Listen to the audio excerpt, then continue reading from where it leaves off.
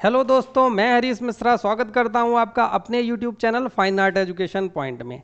TGT के exam के लिए हमारे लिए जो महत्वपूर्ण कुछ पॉइंट हैं, जैसे बौद्ध संगीतियाँ हो गई और प्रमुख लोक कलाएं हो गई, कुछ टेक्निकली शब्द हो गए जो एग्ज़ाम में पूछे जाते हैं, सांस्कृतिक केंद्र हो गए, इन पर हम चर्चा कर रहे हैं। तो आज के वीडियो हम आपके लिए लेकर के आए हैं जैन तीर्थकर व उनके प्रतीक चिन्ह। तो एग्जाम में ये भी पूछे जाते हैं कि कौन से तीर्थकर का कौन सा प्रतीक चिन्ह है या कौन से तीर्थकर का कौन सा रंग है, तो ये भी हमें ध्यान देना है पेपर में। तो इसके लिए एक वीडियो हमने सोचा छोटा सा बना करके आपको देंगे, जिसमें आपको वो सारी चीज़ें याद हों कि तीर्थकरों से कौन कौन से प्रश्न बन सकते हैं। तो आज की क्लास में हमारे यही कवर किया जाएगा। तो आइए शुरू करते हैं अपनी क्लास। आज का जो हमारा टॉपिक है वो है जैन तीर्थकर के प्रतीक चिन्ह। चलो, तो आज का टॉपिक है हमारा जैन तीर्थकर के प्रमुख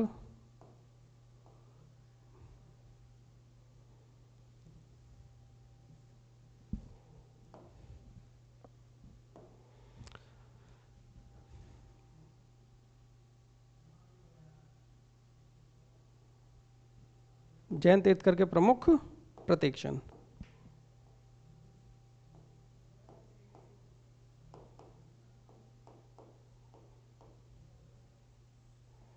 देखो, वैसे तो जैन धर्म में कुल 24 तीर्थकर हुए। अब एग्जाम में 24 का 24 तीर्थकर नहीं पूछे जाते, जो प्रमुख तीर्थकर हैं उन्हीं पर बात होती है। तो कौन कौन से प्रमुख तीर्थकर हैं, सबसे पहले हमें यह पता होना चाहिए कि कौन कौन से तीर्थकर इंपॉर्टेंट हैं एग्जाम के पॉइंट ऑफ व्यू से। तो सबसे पहले उस पर आज बात करेंगे। तो तीर्थकरों की जब हम बात करेंगे तो इसमें सबसे पहले प्रथम तीर्थकर कौन थे, ये ध्यान रखना है। उसके बाद हम देखेंगे कि सबसे लास्ट वाले पहले इंपॉर्टेंट जो हैं, लास्ट में कौन थे, 24वें तीर्थकर। फिर इसके बाद 23वें तीर्थकर, फिर इसके बाद 22वें तीर्थकर। यानी एक तो शुरू का देखना है और बाकी लास्ट से 3 देखने हैं। क्लियर हो गया? चलो, एक शुरू का पहला और लास्ट के 3, कुल 24 तीर्थकर। सबसे पहले तो ये ध्यान रखना कुल कितने तीर्थकर हैं, तो कुल 24 तीर्थकर हैं, पहले तो ये याद रहे हमें। फिर उसके बाद कौन कौन सा मेन मेन पूछा जाता है, पहला और फिर लास्ट में आ जाओ 24वां, 24वें के बाद 23वें और 22वें। तो सबसे पहले प्रथम तीर्थकर कौन थे, जैन धर्म के प्रथम तीर्थकर कौन थे, तो जैन धर्म के प्रथम तीर्थकर ऋषभ देव थे।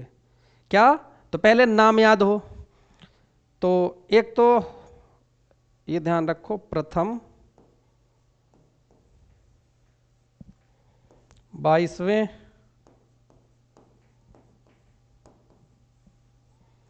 23वें, दोनों लिख देते हैं, ठीक है, और 24वें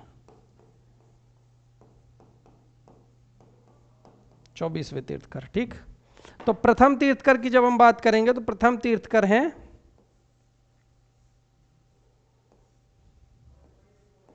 ऋषभ देव। पूछे ऋषभ देव कौन से तीर्थकर हैं, तो प्रथम तीर्थकर हैं। ऋषभ देव का अन्य नाम, अगर ऋषभ देव उसमें ना लिखा हो, आदिनाथ लिखा हो,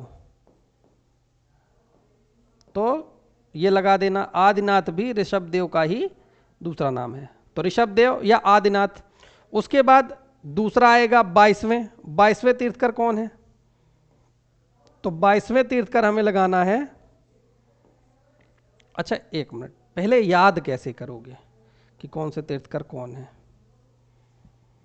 देखो, पहले ऋषभ देव, लगभग नाम सुना होगा सबने, याद भी हो जाएगा कि ऋषभ देव जैन धर्म के प्रथम तीर्थकर माने जाते हैं। और सबसे प्रसिद्ध, सबसे प्रमुख कौन थे, महावीर स्वामी, सब जानते हैं, और महावीर स्वामी सबसे आखिरी थे। तो यहां पर हम देखेंगे 24वें तीर्थकर जो हैं ये महावीर स्वामी हैं। तो सबसे पहले ऋषभ देव और सबसे आखिरी में महावीर स्वामी। तो महावीर स्वामी का भी सबने नाम सुन रखा है और ऋषभ देव का भी सबने नाम सुन रखा है, इसलिए ये याद करने में दिक्कत नहीं जाएगी। क्लियर है? दिक्कत होगी 22वें और 23वें में, इन्हीं 4 में से पूछेगा, इससे ज़्यादा अभी तक नहीं पूछा गया ना पूछेगा। पूछेगा तो लगभग संभावना है कि इसी से पूछेगा। ठीक, तो 22वें और 30वें, अब 2 लोगों के बारे में पूछता है, एक नेमिनाथ के बारे में पूछता है, एक पार्श्वनाथ के बारे में पूछता है। तो एक चीज देखो, केवल इन्हीं 2 में कंफ्यूजन होगा, ऋषभ देव और महावीर स्वामी उसमें तो लगा ही लेगा हर व्यक्ति, फंसेंगे केवल 2 में, पार्श्वनाथ और नेमिनाथ में।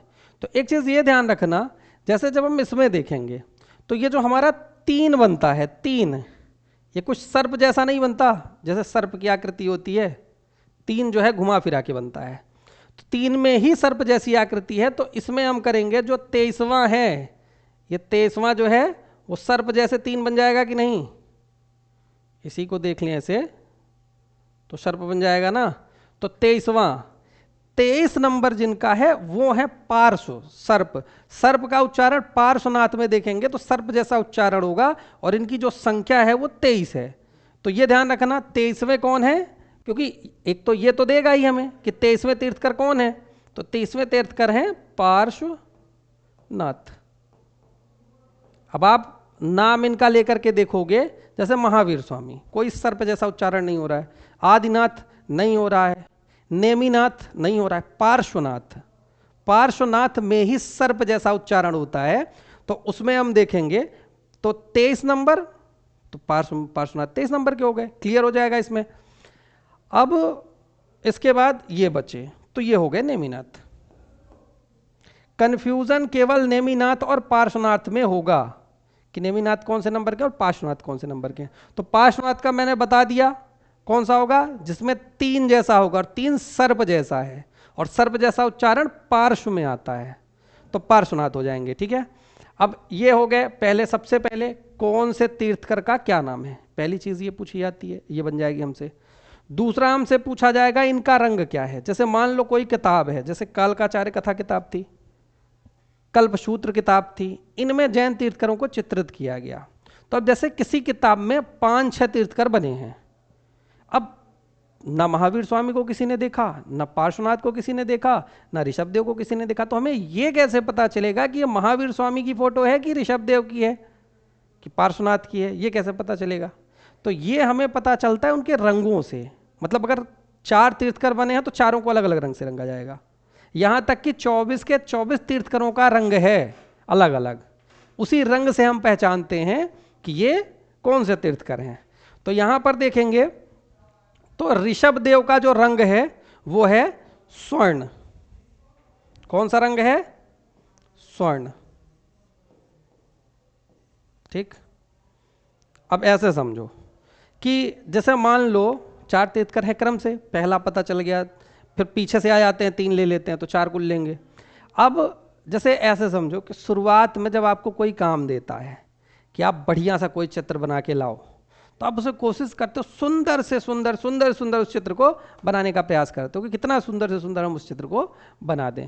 तो सबसे पहला काम मिला है तो बढ़िया सुनहरे सुनहरे सुंदर सुंदर रंग लगाए गए, तो पहले तीर्थकर में सुनहरे और सुंदर रंग लगे।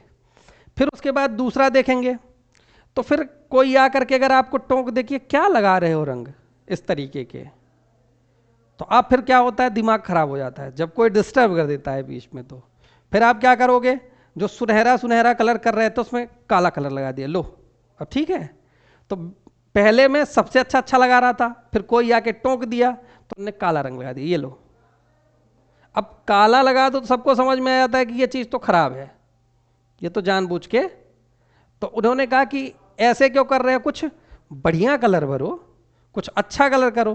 क्या कौन सा कर दे, अब तुम ही बताओ, जब तुम ही बता रहे हो तो तुम ही बताओ कौन सा कलर कर दें। इतने कलर है, नीला है, काला, तो नीला कहा नहीं कि उसने तुरंत नीला कर दिया, ये लो नीला रंग। तो जो बोल रहा था वो समझ गया कि इसका दिमाग सही नहीं है, आपको जो मन पड़े आप वो करो।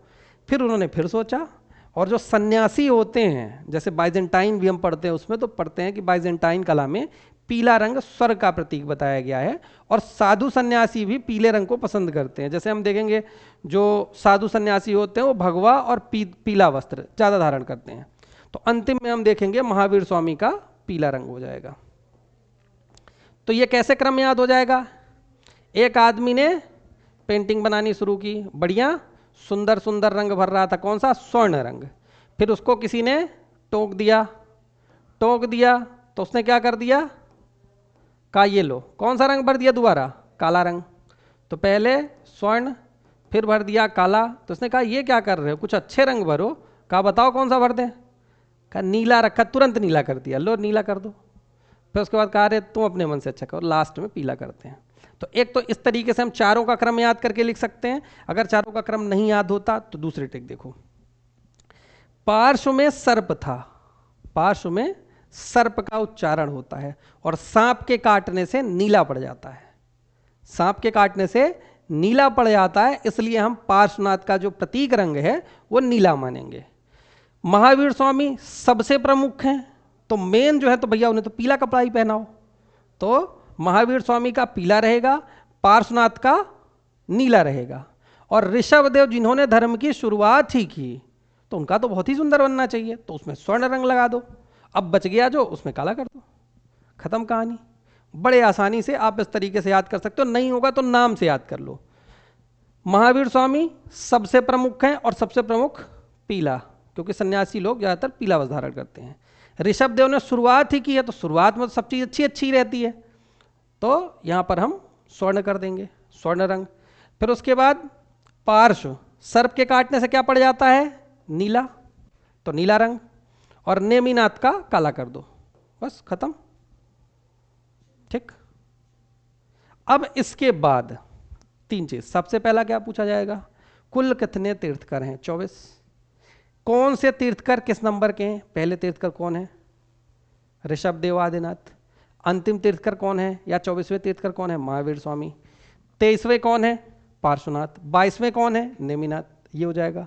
फिर ऋषभदेव का प्रतीक रंग कौन सा है? तो सबसे पहले सुनहरा सुनहरा रंग लगाएंगे, स्वर्ण स्वर्ण, तो स्वर्ण रंग। महावीर स्वामी का कौन सा रंग है? मेन सन्यासी हैं, पीला रंग। पार्श्वनाथ का कौन सा रंग है? पार्श्व, सर्प जैसा उच्चारण हो रहा है, सांप के काटने से नीला पड़ जाता है, पार्श्वनाथ का नीला रंग। और 22वें बचे नेमिनाथ, तो नेमिनाथ को काला कर दो। और वैसे नहीं याद होता, इसमें भी ट्रिक बनानी हो तो इसमें भी कुछ ट्रिक आप अपने हिसाब से बना सकते हो, ठीक है। नहीं तो इस तरीके से मेन 4 ही आपको याद है, 4 से ज़्यादा याद करने की जरूरत नहीं। लगभग संभावना है कि इन्हीं से पूछे गए और इन्हीं से पूछा जाता है। इसके बाद इनके प्रतीक चिन्ह पूछे जाते हैं कि किसका क्या प्रतीक चिन्ह है। तो प्रतीक चिन्ह में सबसे पहले ये समझो कि जब शुरुआत में हम आते हैं, ऐसे समझो कि शुरुआत में हम पढ़ाई करनी शुरू करते हैं तो कुछ नहीं बनता, हम एकदम बैल बुद्धि होते हैं, हमारे दिमाग में कुछ भी नहीं रहता। फिर धीरे धीरे हम पढ़ाई करते हैं, क ख ग सीखते हैं, किताबें पढ़ना सीखते हैं, फिर किताबों से अच्छा अच्छा ज्ञान हमारे दिमाग में आता है, तो हमारा दिमाग थोड़ा डेवलप होता है। तो जो शुरुआत में होते हैं तो कैसे होते हैं? बैल बुद्धि के। जो नहीं पढ़ते, बैल बुद्धि के, ठीक है। सबके लिए मैं नहीं कह रहा हूँ, मतलब एक बात है सीखने के लिए कि शुरुआत में हमारे दिमाग में कुछ नहीं होता है, तो हम शुरुआत में क्या करेंगे? बैल। तो पहला जो हमारा चिन्ह बनेगा वो कौन सा बनेगा? बैल का, ठीक।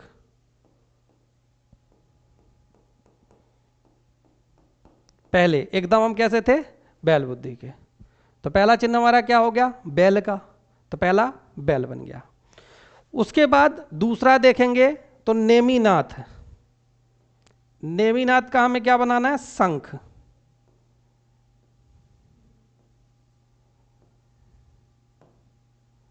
क्या बना दिया हमने? शंख।